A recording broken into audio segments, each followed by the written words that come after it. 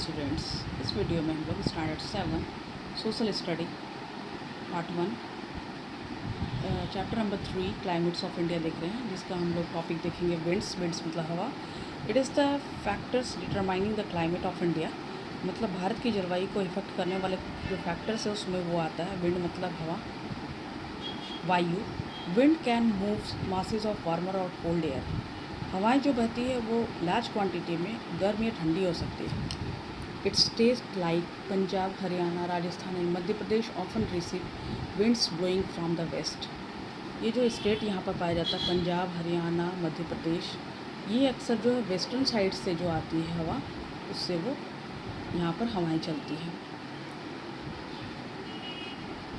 Receive करती है western side वाली हवाएं। Having travelled over the desert of Arabia to Afghanistan, और ये जो हवाएं होती है यहाँ अरेबियन है, अफ़गानिस्तान है, इन सभी डेजर्ट से होते हुए आती है, और यही कारण होती है कि ये ड्राई और हॉट होता है।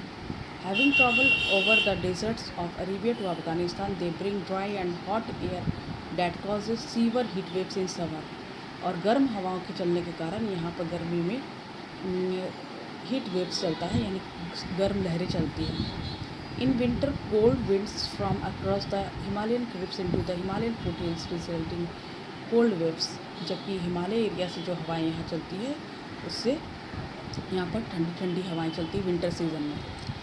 Wind affects not only temperature but also humidity. हवाएं केवल टेम्परेचर को इफेक्ट नहीं करती, ये ह्यूमिडिटी आर्द्रता को भी इफेक्ट करती है। एंड इन टर्न प्रेसिपिटेशन, और उसके बजाय बदले में प्रेसिपिटेशन यानी कि वर्षा होती है। We show dry winds coming from distant desert. In contrast, winds coming from the sea brings moisture over the land, which may result in rainfall.